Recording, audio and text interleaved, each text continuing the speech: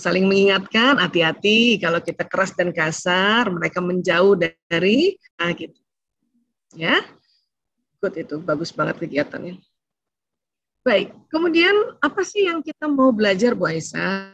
Kita mau tambah sedikit tentang neuroparenting atau pola asuh yang berdasarkan kerja otak atau kerja saraf. Ya. Ini Allah cipta, ada otak besar, tadi kita lihatnya ini otak besar nih. Nah, ada otak kecil yang di belakang itu, ya. Kemudian dibagi dua, ada belahan kiri. Nah, ini nih otak manusia. Ada di kita nih, ada di orang tua, ada di bapak ibu guru, ada di anak-anak, ya. Kalau dilihat dari samping kiri kayak gini nih otak nih, otak besar, otak kecil, ini yang di dahi nih ya. Kalau dari atas terlihatnya seperti ini, dia terbelah, ada kiri. Bayangkan ini otak Allah buat sedemikian rupa, berliuk-liuk ini kayak gini. Ada apa sih Bu Aisyah di dalamnya? Di dalamnya otak. Sel otak itu, satu sel otak kerjanya kayak satu komputer yang tercanggih di zaman. Ya. Sel otak itu ada 100 miliar. Berarti ada 100 miliar komputer. Dan betul ada tali temalinya itu, ada kabel-kabelnya. Karena panjang sekali, untuk itu Allah ciptakan otak itu bergirus-girus seperti ini, diliuk-liukan. Setiap satu liukan ini, itu pernah diprediksi oleh ahli anatomi, kalau otak manusia dibuat lurus semuanya, itu jaraknya Bu, Jakarta pulang pergi. Jarak asli ya Bapak Ibu ya, bukan peta ya. Jadi Kudus lewat nih.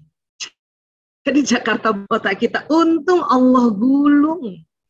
Kalau enggak ya secantik-cantiknya ibu, otaknya panjang banget. Ya, maka syukur. Ya, memangnya nanti jadi apa Bu Aisyah? Ini loh, jadi kesambung-sambung nanti antara kabel laptop yang satu dengan lain terjadi sambungan. Pada saat apa? Pada saat kita melihat sesuatu, mendengar sesuatu, menghidu sesuatu, mengecap sesuatu, merasakan sesuatu, menyentuh sesuatu, maka ini terjadi sambungan-sambungan. Membentuk apa? Membentuk ingatan-ingatan atau memori. Ini yang terjadi di otak sesungguhnya. Jadi kalau anak kita kasih pelajaran gitu ya, kasih nasihat, ini kan ditangkap. Ini di otaknya terjadi sambungan-sambungan. Dan sangat cepat, ini sudah slow motion ini. Terjadinya tuh loncatan listrik, cepat sekali. Di pelajarannya diulang-ulang, maka sambungannya berulang-ulang.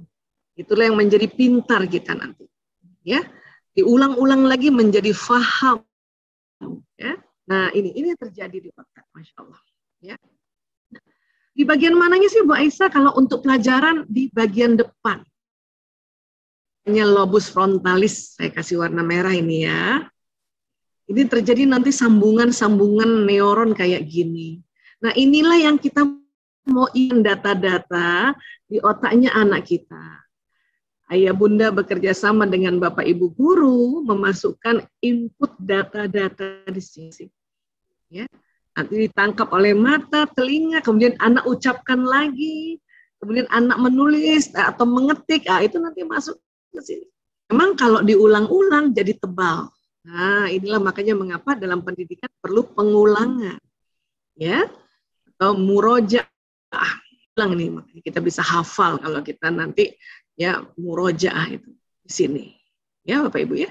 Namun di sini juga ini ada yang masuk, yang dilihat dengan mata, telinga, dirasakan pakai kulit.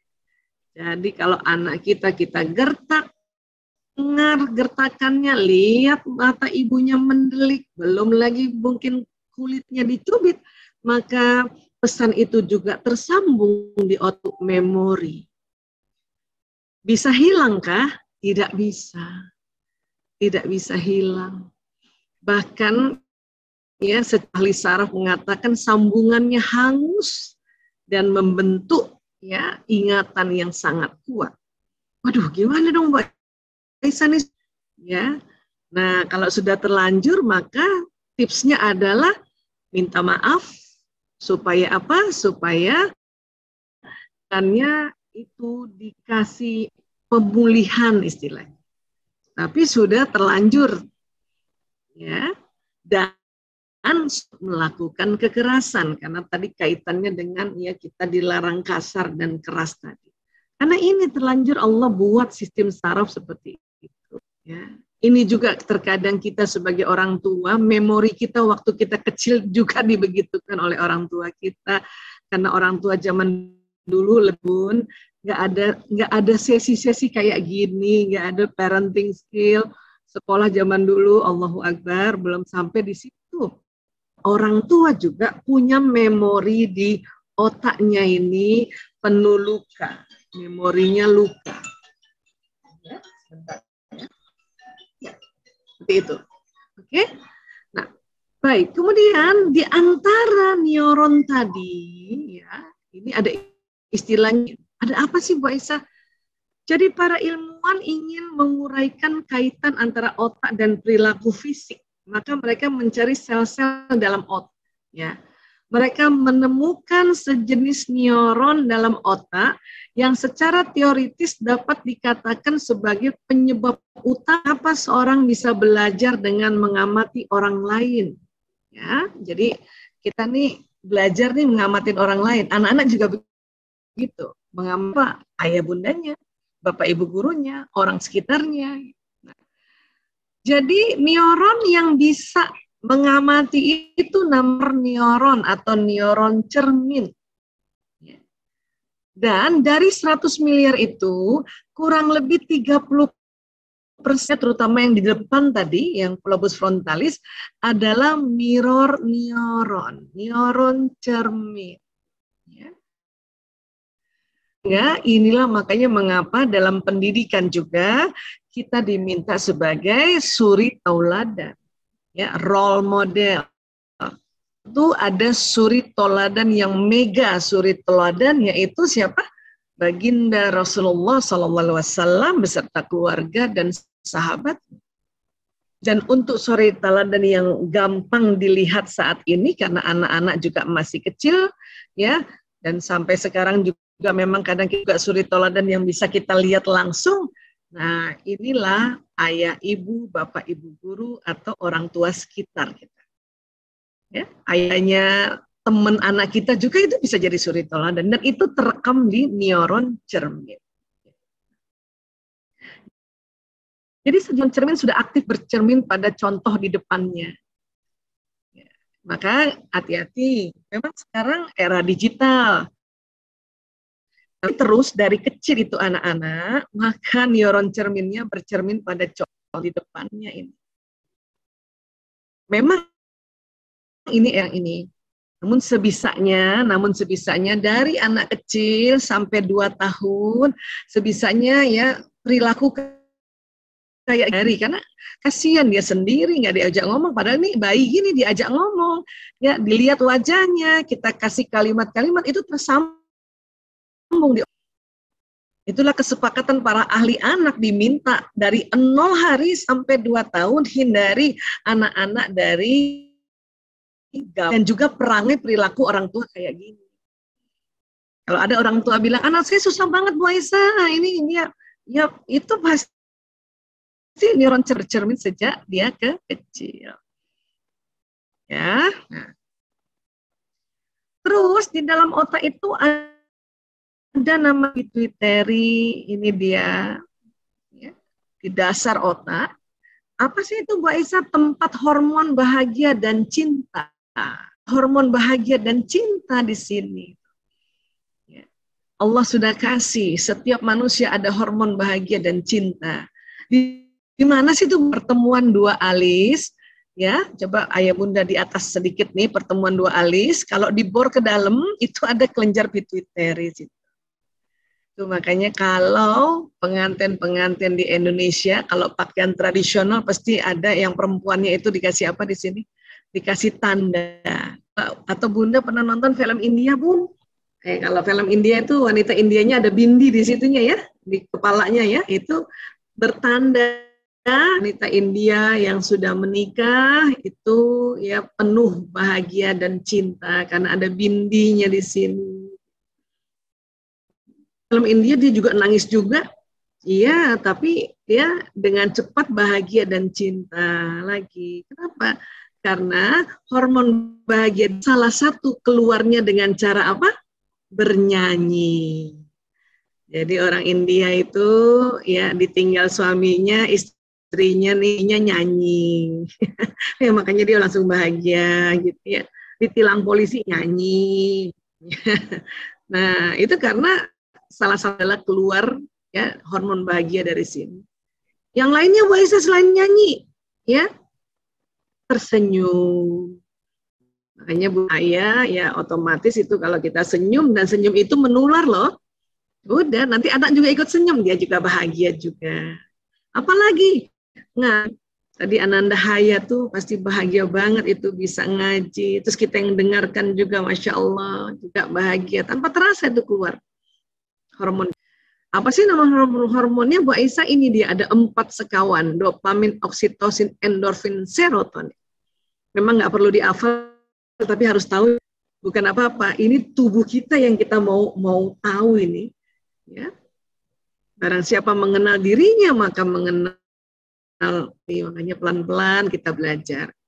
Ya, mohon maaf kalau bahasa Latinnya tidak bisa di bahasa Indonesia kan karena itu kesepakatan internasional pakai bahasa Latin. Di suatu ketika ayah bunda mendengarkan lagi dopamin, oksitosin, endorfin, serotonin, udah tahu itu hormon bahagia dan cinta. Ya. Terus dari otak ke badan ada sistem saraf. Ini saya ulang-ulang ya berkali-kali supaya kita tahu anatomi tubuh ya. Kabel-kabel saraf yang belakang ini yang disebut sumsum tulang. Nanti dari tulang belakang jalan ke seluruh wajah, leher, badan, semuanya. Apa sih itu Bu Aisyah? Sistem saraf, nervous system. Kerjanya kayak apa? Kerjanya sangat kompleks. Tapi kalau kita mau kerjanya kayak kabel listrik. Dia jalan listrik di kabel ini. Dan listrik ini membawa pesan.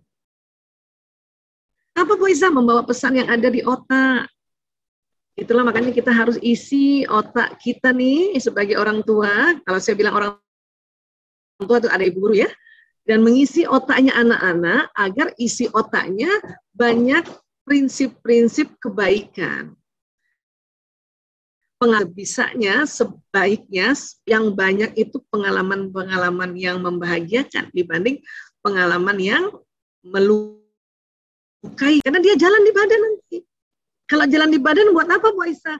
Membentuk perangai, perilaku, tingkah laku. Selain isi otak, apa yang jalan di sini? Apa yang dilihat, apa yang didengar, apa yang diucapkan jalan.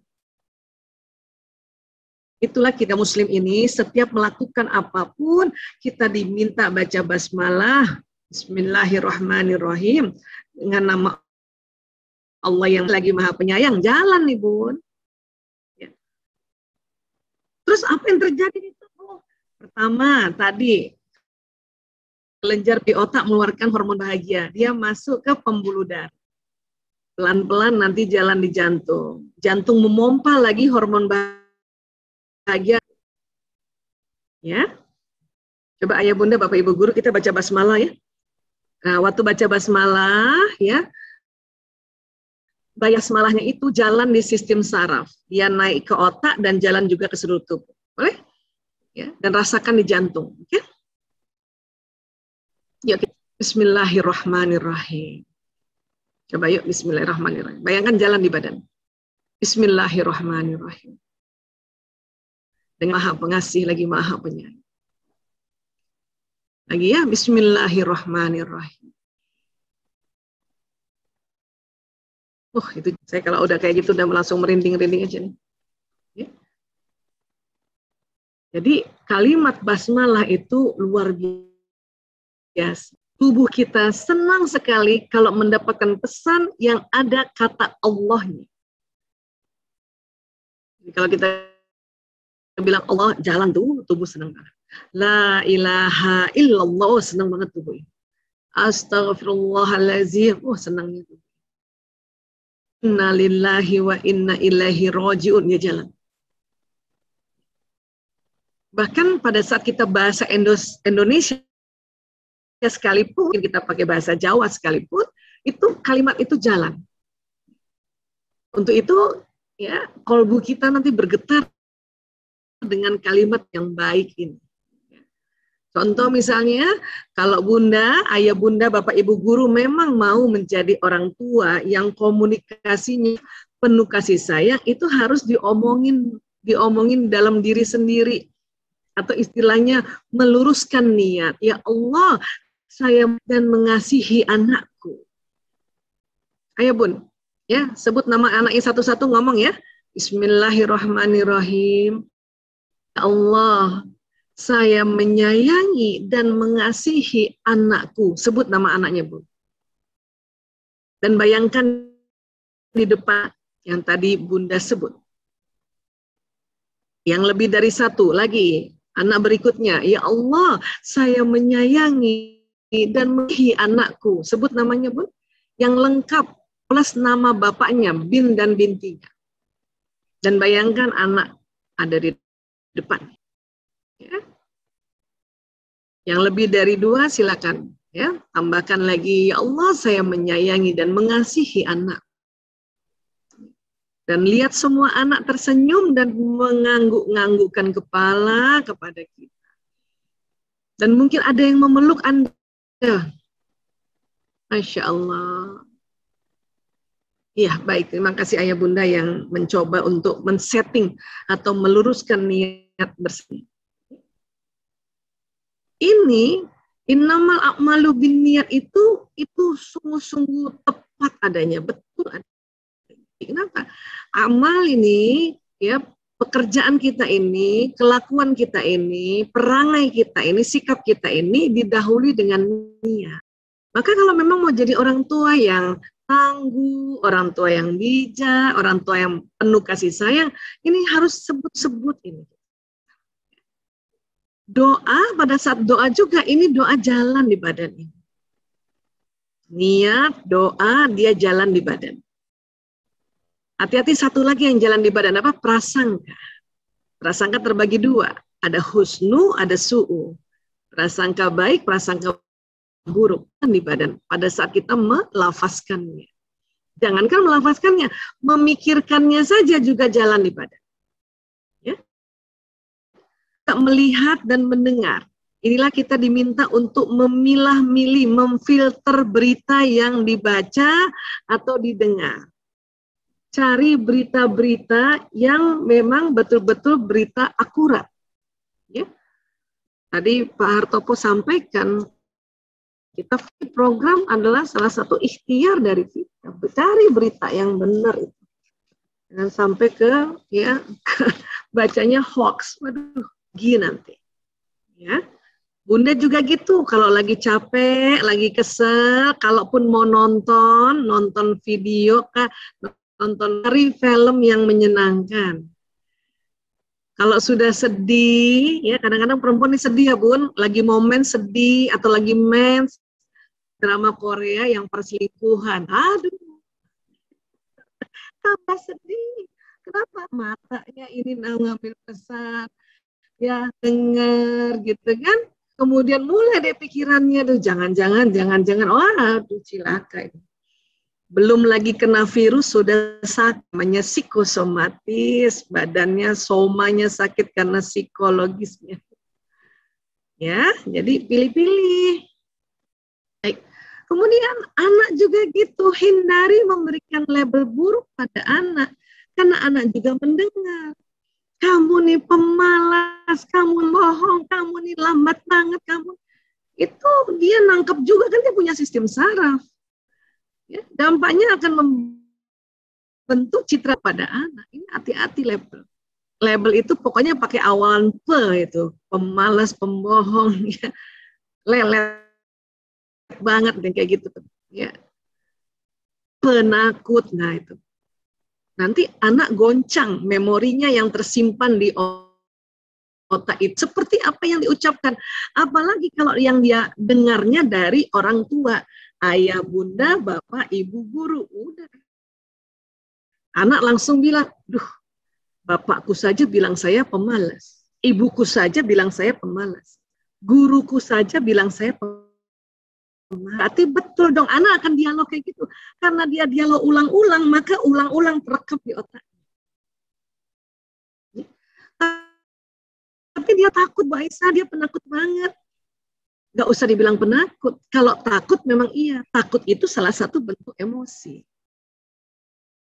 Tapi kalau penakut berarti kita sudah menyinggung ya, dia punya pelakunya, bukan perilakunya. Ya. Nah, kemudian di otak kita ini ada otak emosi. Ini ada 2 gambar ya. Ada yang hijau, ada yang pink kebiruan. Ini otak yang kalau di dalam dunia ilmu otak itu disebutnya sistem limbik atau limbic system ini nih. Ya, gabungan dari sistem emosi. Semua manusia ada, bahkan hewan golongan mamalia juga ada. Ini namanya otak mamalia, hewan mamalia. Otak emosi. Jadi otak manusia sebesar ini, inti otaknya adalah otak emosi.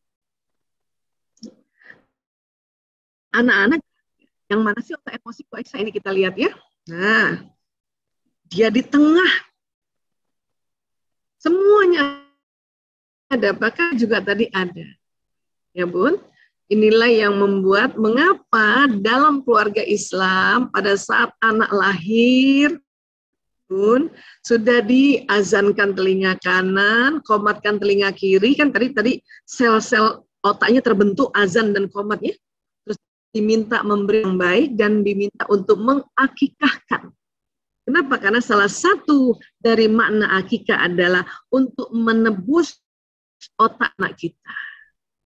Laki-laki 2 kambing, perempuan 1 kambing. Kenapa laki-laki 2 kambing? Ternyata ya otak laki-laki lebih besar sing perempuan. Maka perlambangannya 2 kambing. Kayak gitu ya, Bun. Ya. Saya kenapa highlight tentang akikah? Akikah sunnah, tapi sunnah muakkadah, sunnah yang menuju wajib. Karena nanti semua penyimpangan yang di anak-anak nanti atau di remaja, itu yang dirusak adalah otak emosi ini. Narkoba misalnya, ini yang diganggu otak, rusak dia otak emosinya. Susah diobatin. Lebih susah lagi yang anaknya belum diakikah. Makanya saya waktu konsultasi tanya, udah akikah belum Pak? Anaknya, aduh belum Bu Aisyah. Loh kemarin gimana? Iya sebetulnya udah ada uangnya, tapi saya beli motor dulu buat beta loh. Makanya kadang anaknya udah umur 30 tahun direhab, 40 tahun direhab, saya bilang, Bapak, Ibu, doa yang kencang, minta rezeki oleh Allah, dapat ya ada rezekinya, niatkan akikahkan anak. Kalau enggak susah banget otak emosinya ini dikendalikan. Bahkan kalau setiap tahun ya salah satu juga makna kita berkurban di Idul Adha itu ada booster lagi penebusan terhadap otak emosi. Itu salah satu lagi hikmahnya kita Idul Adha. Kalau Idul Adha bukan diri kita juga, Bun. Ya, kalau Bunda merasa, aduh saya susah banget sih mengelola emosi. Nah, kalau Idul Adha kurban ya, Bun, untuk dirinya Bunda. Ya, saya senang banget kalau kurban kambing ada nama saya, Aisyah Taimuria binti Dahlan. Habis itu tuh langsung saya, kalaupun marah mudah sekali kita kelola. Karena kan komunikasi ini dipengaruhi oleh otak emosi. Cara mengelola komunikasi, kelola dulu otak emosi. Salah satu upayanya adalah mengkurbankan tiap tahun kambing, kalau sapi bisa rame-rame kan gitu ya Bun. Ya, ini luar biasa ya ajaran-ajaran Islam itu. Allahu Akbar. Baik. Nah, anak-anak emosinya apa sih Bun? Gitu. Nah, ini dia. Kalau masih kecil sampai dia balik itu ada 4 jenis. Takut marah atau sedih, takut marah, senang, bisa juga dibalik-balik. Walaupun dengan ada varian-variannya, variasi-variasinya besar ini. Emosi tidak semua negatif, ada yang positif. Dan 4-4-nya ini karunia Allah. 4-4-nya ini ya bukan jelek, yang negatif bukan jelek. Istilah negatif sama positif saya luruskan ya Bun. Negatif itu bukan jelek, negatif itu nanti ada kaitannya dengan energi. Ya. Sekarang aja hasil swab ya antigen maunya apa Bun? Negatif. Negatif. Berarti kan nggak jelek kan negatif itu kan? Justru kalau PCR-nya positif, ya aduh, ini kan gitu ya. Jadi yang disebut emosi ini memang ada 4 jenis. Ini pada anak-anak sampai sebelum balik. Hewan juga otak emosinya 4 jenis ini. Makanya yang punya kucing, siapa yang punya kucing? Bisa pernah lihat kucing sedih? Pernah lihat kucing takut? Kucing marah? Kucing senang? Kambing juga gitu tuh. Kambing sedih, kambing takut, kambing marah. Pokoknya mamalia. Ya kan? Kan kasihan tuh kalau kambing udah mau dikurbankan tuh dia takut. Makanya kita doakan jadi nggak sembarangan juga potongnya kan gitu. Ya. Dan kemudian di dalam otak manusia juga ada otak reptil. Jadi lengkap manusia ini ada sifat reptil, ada sifat mamalia. Bayangin Bu. Ya, reptil ini kalau lagi tegang itu maunya cuma 2. Fight or flight, serang atau kabur. Yel atau ngambek. Nah, itu. Jadi kalau kita ngeyel, berarti batang otaknya tegang. Ya. Kita tegang. Kita ngambek itu batang otaknya tegang berarti. Anak juga begitu, anak ngeyel batang otak tegang. Anak ngambek berarti batang otaknya tegang. Ini semua diciptakan oleh Allah ini untuk pertahanan tubuh manusia. Sebetulnya batang otak ini harusnya tegang kalau kita lagi diserang orang copet, rampok, atau diserang binatang buas, dikejar anjing, kejar singa. Ini harusnya tegang ini. Jadi karena tegang, badan kita cuma 2, ya, atau serang, hush, gitu, atau lari sekencang-kencangnya. Makanya Allah ciptakan batang otak. Sekarang kita selama pandemi, hampir 2 tahun, batang otak kita tegang. Karena kita nggak bisa lihat virus ini, nggak kelihatan. Hanya tegang di luar rumah, dalam rumah aja batang otak kita tegang. Karena kita tidak pandai untuk mengelolanya, karena belum tahu apa yang olah, akhirnya tegangnya batang otak ini kenalah anak-anak kita, kenalah pasangan hidup kita, kenalah orang yang ya di rumah, ya hadimat kita atau siapapun, barangkali kakek neneknya di rumah kena juga karena batang otak tegang berkepanjangan. Ya. Oke. Gimana dong Bu Aisyah supaya ini nggak tegang ini? Gampang Bun, tarik nafas panjang. Coba tarik nafas Bun, tarik nafas panjang dari hidung, buang lewat mulut. Disembur Bun. Ya, kalau perlu kayak ada tulisannya tuh Bun yang keluar dari mulut. Atau bayangin kayak hitam gitu dari mulut.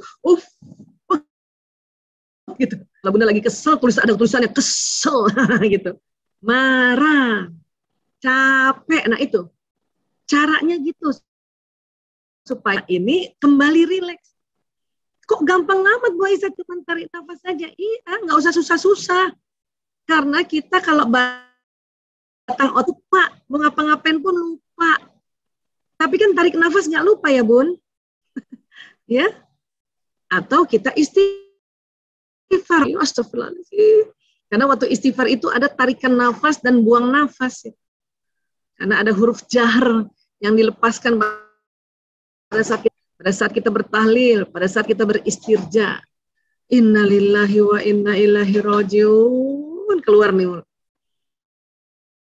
Tegang langsung rileks kembali. Ya. Nah.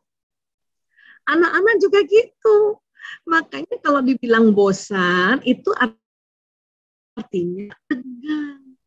Bunda, aku bosan. Kita harus sudah tahu nih, batang otaknya tegang. Ya.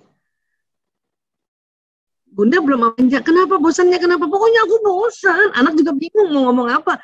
Yang dibilangin kalau lagi bosan nggak inget apa-apa Bun. Ya, karena batang otak, ini saya kasih contoh di sini ya. Kalau batang otak tegang, ilmu kita yang di otak depan yang sudah kita isi, anak-anak juga sudah diisi, ini terblokir, nggak ingat apa-apa. Makanya kita waktu pun tegang, Kalau kita tegang, ilmu yang di seminar kah, ilmu yang dari ilmu dari taklim, lupa sementara. Sama anak juga gitu. Ya. Oh, pokoknya aku bosan. Nah, misalnya gitu ya. Jadi harus gimana sih Bu Aisyah? Pokoknya kalau anak bilang bosan, itu dia sebetulnya hanya meminta untuk memahami bahwa mereka bosan. Batang otaknya tegang banget. Otak mamalianya tegang banget.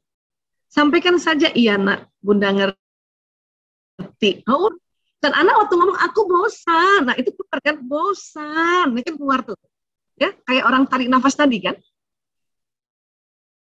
Belum pandai untuk segera istighfar kan. Makanya keluarnya bosan gitu. Bilang, iya nak, Bunda ngerti. Tarik nafas dulu, tarik nafas. Lagi nak tarik nafas. Itu akan rileks nanti batang. Atau kita langsung ajarkan istighfar nak, coba istighfar, astagfirullahalazim, astagfirullahalazim. Nah, pertama gitu kan anak-anak kan, ya, karena belum tuh ya, pada saat kita istighfar tuh penting banget tuh, belum paham. Karena anak-anak ini kan belum lama hidupnya, belum terbiasa istighfar. Saat dia bilang aku bosan, nah sudah, ini udah syukur, udah ngomong. Ya. Atau kita sebaiknya memvalidasi emosi pada anak, mengajarkan kakak sedang sedih ya, adik marah sama kakak ya, adik sedang kesel ya, supaya anak belajar mengakui gimana kondisi emosinya saat itu. Ya. Jadi adik marah sama kakak ya, itu adik ini pemarah banget, karena nggak ada awalan tadi. Adik marah sama kakak ya, adik kesel ya. Anak kalau dikasih tahu, kita emosinya kita jelaskan, dia ngerti, oh ada otak emosi tuh di otakku.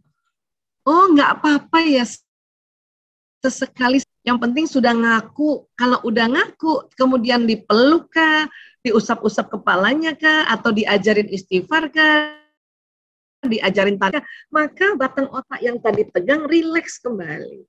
Barulah anak-anak ingat ya. Terus nanti ya Bunda ngelucu atau ngajak nonton film, dia mau gitu, karena batang otak sudah tegang, sudah rileks dari tegang yang tadi. Ya. Kemudian hati-hati nih, ya mungkin Bunda pernah dengar Ibu Eli Risman mengatakan gaya populer komunikasi yang menimbulkan ketidaknyamanan. Sering kita memerintah, cepetan gitu aja lama banget sih. Nah, gitu. Kalau ngomong, nak cepetan nak, itu masih boleh, tapi ada kerja lama banget, ini yang perlu di stop ya. Kalau mau bilang cepetan ya sampai aja, ayo nak cepet sedikit nak, ayo cepet nak, gitu sampai situ. Ini nggak usah pakai gini nih.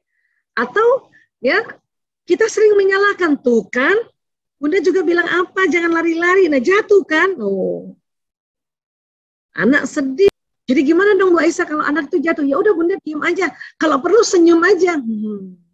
Anak udah ngerti kok bahwa dia salah. Itu Bun. Atau tangan Bunda ya, kalau dia nangis tangan Bunda ya naik ke depan gitu ya, artinya kita menolong dia gitu. Nggak usah juga, Bunda kan juga bilang apa kemarin juga udah bilang wow, itu yang tadinya nggak mau nangis jadi nangis karena disalahkan ya. Kemudian masa pakai sepatu gitu aja nggak bisa sih kak, masa gitu aja nggak bisa, itu nggak suka tuh. Kan dia lagi belajar, apalagi masih TK, SD juga lagi belajar. Kok diremehkan? Ayo kakak, ayo belajar. Ayo, jadi lebih sering ajak. Ayo belajar pakai. Bunda tungguin ya, pakai sepatu. Ayo. Gitu. Ya. Karena ini ngeselin. Yang tadinya anak-anak mau belajar jadi dengar kali itu emosinya dari senang, dari marah. Gitu. Ya. Terus membandingkan, kenapa sih kamu nggak bisa kayak kakakmu? Kenapa sih kamu nggak kayak, bandingkan lagi sama anak tetangga, kenapa sih kamu nggak kayak itu anaknya om di sebelah itu, pak dia di sebelah itu. Anak yang tadinya semangat nggak jadi semangat Bun. Dibandingkan, jangankan anak-anak kita aja nggak suka dibandingkan dengan istri orang lain, ya nggak Bun? Coba kalau suaminya Bunda bilang, masakannya ibu Bu, di tetangga enak, kita tuh yang tadinya ngakuin enak nggak ngaku jadi apa? Begitu aja enak, langsung ya. Nah, kemudian apa? Melabel, kamu penakut amat sih kak tuh, penakut. Tadi kalau validasi emosi bukan begitu, kakak takut ya. Tapi kamu penakut pakai amat lagi, penakut amat sih. Oh ini melabel. Kalau kakak takut ya, misalnya kan anak-anak kan lagi belajar juga, dia takut ke kamar mandi, berpaling belakang kamar mandinya dingin, lembab, nggak enak. Kakak takut ya, ya bunda temenin. Besok belajar ya, takut langsung auzubillahi minasyaitonirrajim. Bismillahirrahmanirrahim. Nah, diajarkan anak-anak. Kemudian mengancam, kalau nggak mau bantuin awas ya. Kerjain PR ini awas ya. Bunda sita semua gadgetnya. Wih, itu paling nggak suka anak-anak diancam kayak gitu. Ya, kenapa nggak bilang, ayo kak, ya selesaikan PR-nya, ayo tugasnya cepetan sedikit, nah gitu dong, enak kan? Atau penyudutkan, makanya susah nih ngomong makanya ini kadang-kadang ini karena udah keseringan kita muncul makanya, sehingga caranya gimana Mbak Aisyah setiap mau ngomong makanya tahan, telan tuh makanya tadi, ya bisa lebih lembut karena itu kak, nah bisa kayak gitu. Kata makanya. Ya. Ada lagi nih nyindir. Aduh, tumben banget. Maksudnya memotivasi. Tapi itu yang tadi sangat turun semangat. Tumben. Ini jangankan anak-anak kita dibilang tumben aja, apalagi suami. Tumben bunda cantik. Yang tadinya senang jadi kesel. Ya. Nah ini saya ingatkan kembali barangkali waktu itu Bu Eli Risman cerita tentang gaya populer komunikasi yang menimbulkan ketidaknyamanan. Ini ingat-ingat ya, karena kita tuh double-double. Ya, cepetan gitu aja lama banget sih kak. Masa pakai sepatu gitu aja nggak bisa sih? Oh itu udah double memerintah kan? Ya, kenapa sih nggak kayak adik kamu kalau pakai sepatu cepet? Iya membandingkan. Ya, kamu memang pemalas ya belajar pakai sepatu. Iya. Ini yang tadinya anak-anak yang batang otaknya tidak tegang, jadi tegang, makanya kepengen aja fight or flight, ngeyel atau ngambek. Nah itu, ya jadi ingat baik-baik ini. Saya nggak terlalu banyak-banyak sebetulnya teorinya, tapi ingat ya insya Allah jadinya ngerti gitu ya. Kenapa sih ibu terus Bu Aisyah yang selalu ya karena ya iya karena perempuan atau ibu ini sebagai pelaksana harian. Visi misi itu bapak. Ya, untuk menjalankan visi misi itulah bapak mencarinya melaksanakan pelaksana harian. Kenapa begitu Bu Aisyah? Karena ibu lebih cenderung bisa lebih banyak bicara secara verbal pada anak-anak. Nah, kita kok bisa gitu? Karena komunikasi ibu-ibu verbalnya itu setelah dihitung bisa ngomong antara 6.000 sampai 8.000 kata-kata. Vokalnya 2.000 sampai 3.000. Oh gitu ya. Itu vokal. Dan gerakan tubuhnya perempuan 8.000 sampai 10.000. Ini kalau dijumlahkan 20.000 kata per hari minimal. Kok gitu Bu Aisyah? Iya, karena tak bicaranya perempuan, ini otak perempuan dan ini otak laki-laki ya. Tadi kita belajar otak terbagi dua kan, belahan kanan, belahan kiri. Perempuan otak bicaranya nih kiri dan kanan. Kalau bapak-bapak cuman kiri doang. Jadi otak bicara kita bunda, ya bunda atau ibu guru nih yang namanya perempuan ini kiri dan kanan. Laki-laki cuman kiri. Itulah kita ngomong banyak. Itu selalu menjadi pelaksana harian. Jelaskan sama anak. Dan menurut penelitian perempuan nih bisa hari komunikasinya kurang dari 16.000 kata, maka tidur malamnya tidak nyenyak. Jadi bun, kita nih 16 nih, apalagi lagi pandemi, dampingin anak belajar daring, itu adalah cara yang sudah tepat, sudah benar ya bunda, tidur malamnya nyenyak. Ya, 16.000 nih minimal. Kita sanggup kok gitu. Sangat.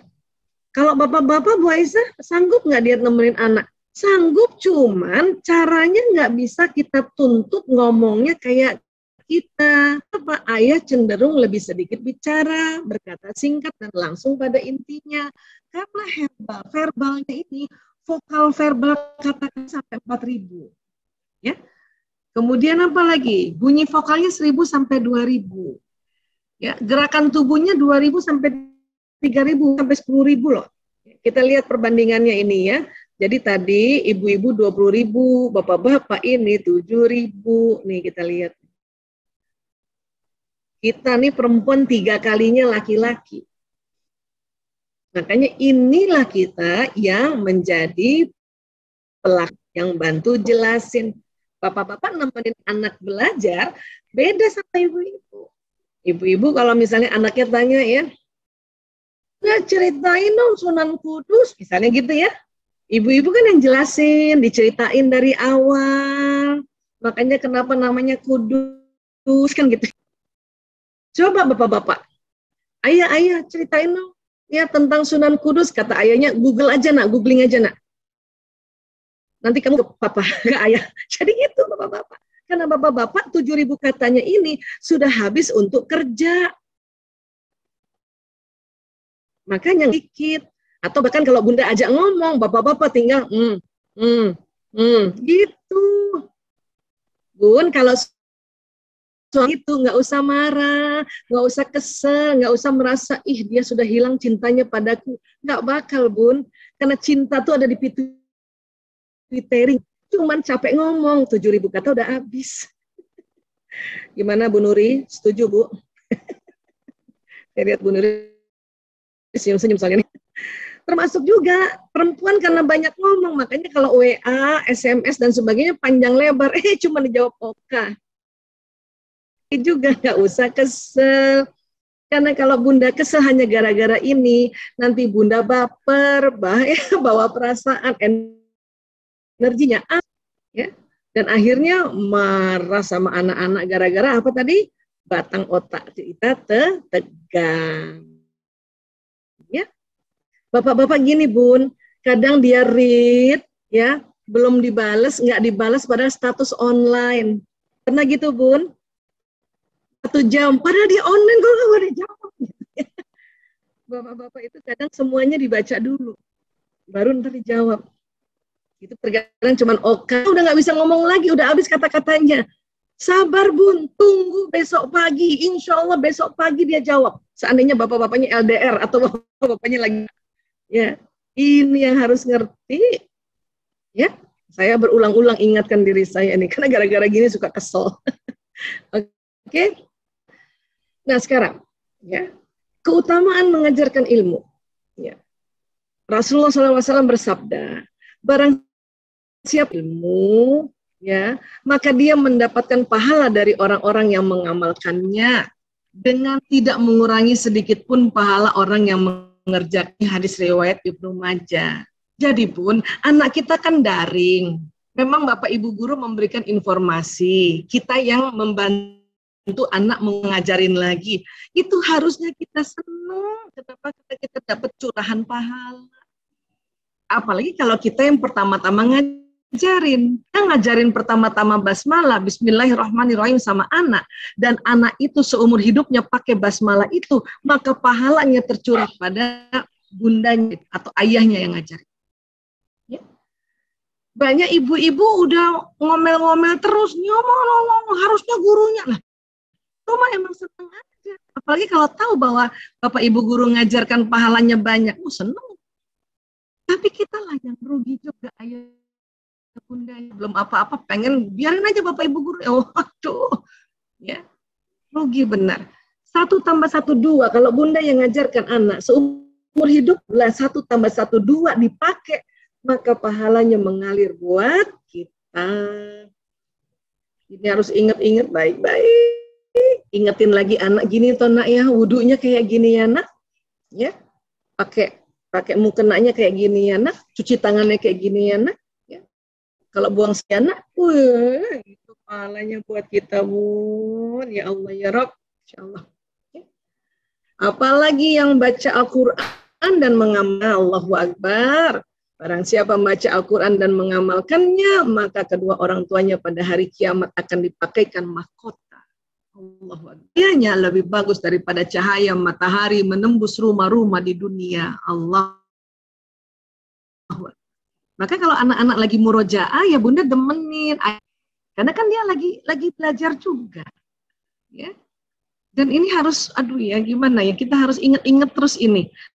Karena kan begini, kita maunya marah aja tuh, batang otak tegang aja tuh.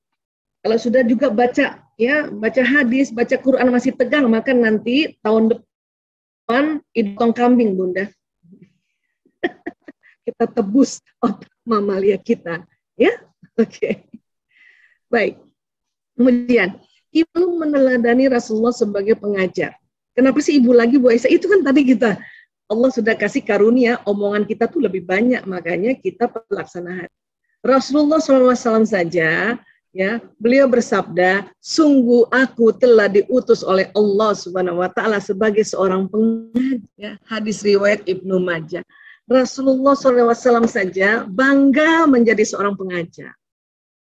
Kita ini, ya, khusus ibu ini adalah pengajar pertama dan utama anak.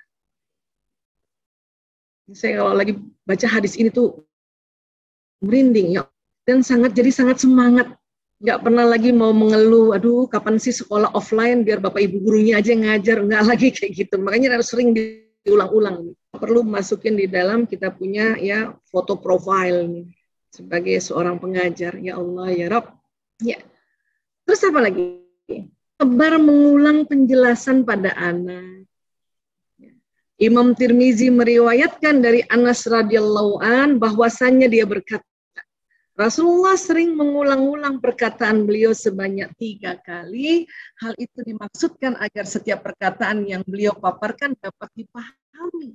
Rasulullah saja kepada sahabatnya dia mengulang sebanyak 3 kali. Supaya apa? Ingat tadi, supaya otaknya, ya, otak manusia sambung berkali-kali supaya faham. Anak kita karena masih kecil, ya, pemaknaannya dia mahir, maka kita ulang lebih dari 3 kali itu nggak apa-apa.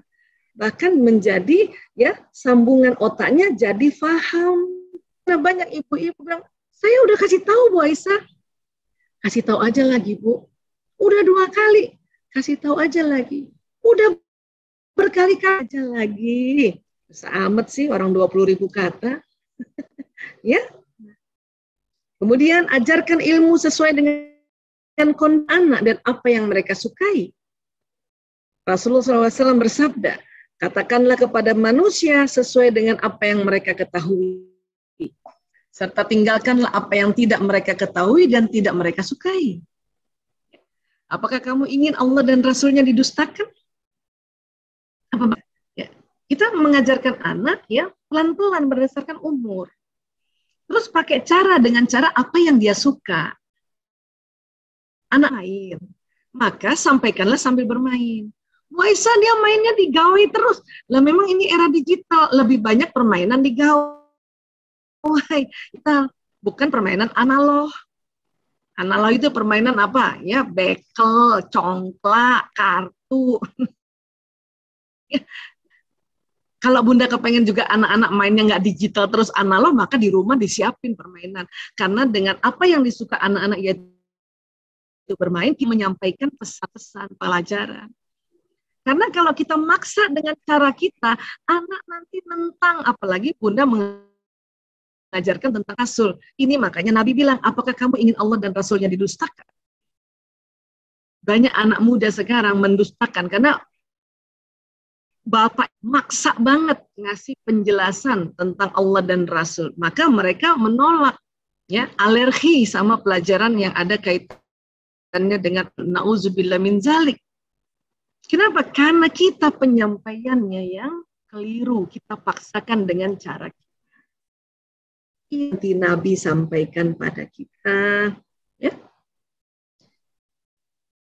Kemudian, walaisa zakaru kal unsa, lakan perempuan. Ini juga perlu nih belajar ini. Ya, mungkin banyak di sumber-sumber seminar lainnya ya. Saya juga sering menyampaikan.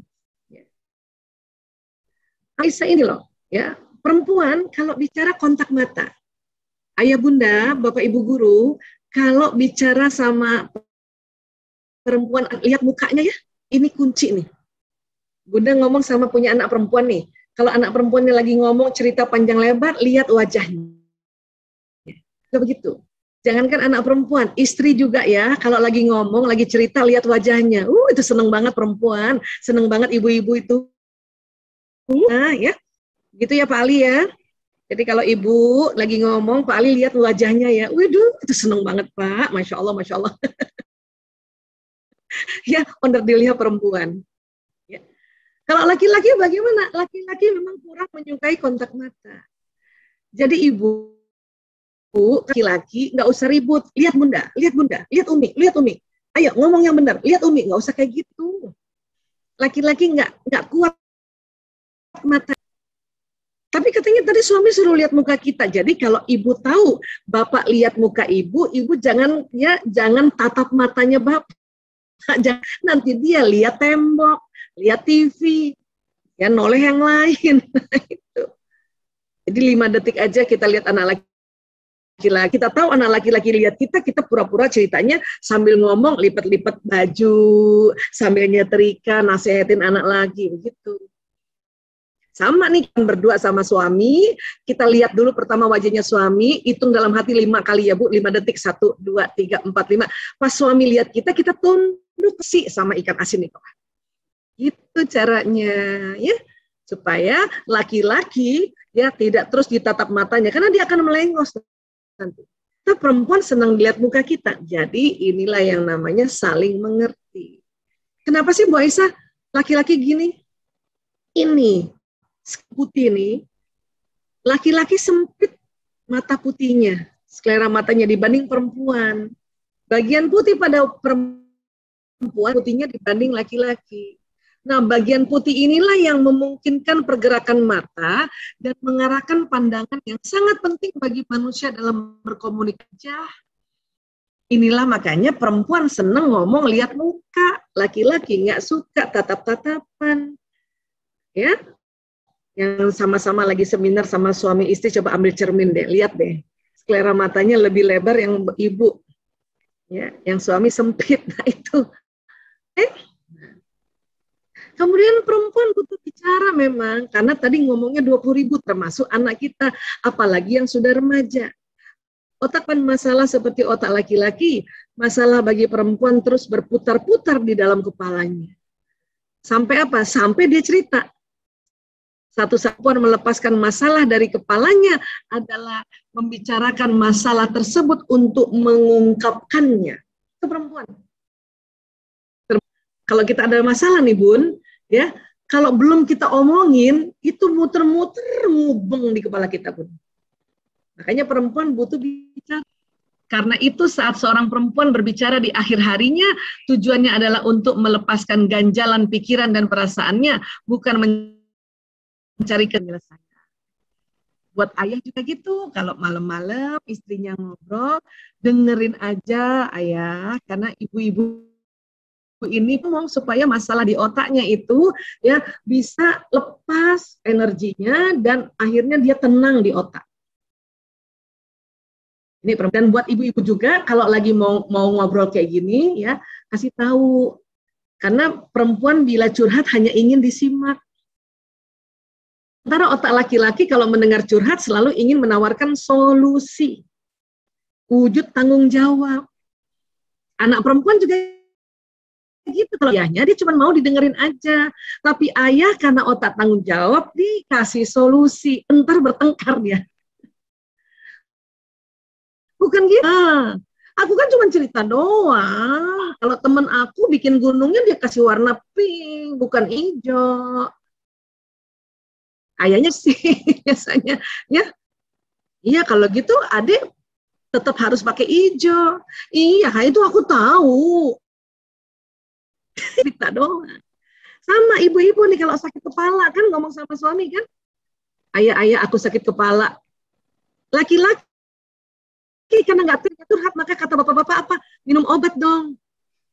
Kata perempuan minum obat apaan lagi? Semua obat udah aku minum. gitu ya Bu, berantemnya karena gitu. Bapak-bapak karena tanggung jawab. Jadi mulai sekarang, ibu kalau mau curhat supaya bapak-bapak nggak pusing, ibu bilang, aku cuma curhat doang ya Bapak ya. Gitu. Gitu caranya.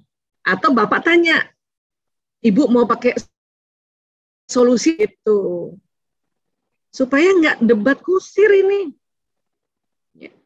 Ayah, aku capek banget. Ini ada dialog saya nih sewaktu sebelum, padahal bukan bawa mobil, cuma nemenin aja anak-anak. Ayah, aku capek banget. Ya, nganter anak setiap pagi. Kan kita cuma mau curhat doang ya. Suami dia kasih solusi. Apa suruh orang aja yang nganterin? Ya, terus kita marah. Siapa yang disuruh? Nggak ada yang bisa disuruh. Dan disuruh-suruh. Kita berantem deh. Makanya bilang, aku cuma curhat doang ya ayah. Ya, nah, begitu juga anak perempuan dengan anak laki-laki. Laki-laki curhat tanpa suara dengan diri mereka sendiri. Bun, kalau lihat suami lagi ya menari atau kayaknya ngelihat gadget cuman kayaknya nggak ngelihat, atau anak laki-laki sedang tertunduk, umur berapapun itu dia sedang curhat sama dirinya. Ada penelitian mengatakan begini, ketika seorang laki-laki duduk sambil menatap sesuatu, sebuah alat scan otak memperlihatkan bahwa laki-laki dikasih dengan diri mereka sendiri di dalam kepalanya. Dan nggak mau ditanya-tanya. Ayah kenapa? Abi kenapa? Bapak sebel ya? Iya. Kenapa sih? Bu ya cerita sama aku. Dia nggak suka, Bu. Anak laki-laki juga begitu. Apalagi anak laki yang sudah, apa sih nak? Capek Bun. Kenapa sih capeknya? Boleh cerita sama Bunda. Dia nggak suka. Lebih baik diamkan saja, minum atau makan. Tunggu nanti dia cerita sendiri sama ibunya.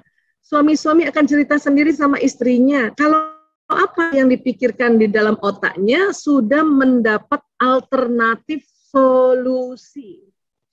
Karena laki-laki pengen kalau dia cerita, lihat sebagai seorang yang ya pejuang atau pahlawan karena mempunyai solusi. Gitu. Jadi kalau anak laki cerita nanti bilang, kalau nanti mau cerita panggil Bunda ya nak, ya Bun. Oke? Jadi segini dulu nih komunikasi ya dalam lewat diskusi ya. Terima kasih, saya kembalikan ke Ibu Dewi Kurniawati. Insya Allah nanti kita bisa perdalam sedikit tentang itu komunikasi yang menyenangkan. Ya, baik terima kasih. Wabillahi taufiq wal hidayah. Wallahu a'lam bishawab. Assalamualaikum warahmatullahi wabarakatuh.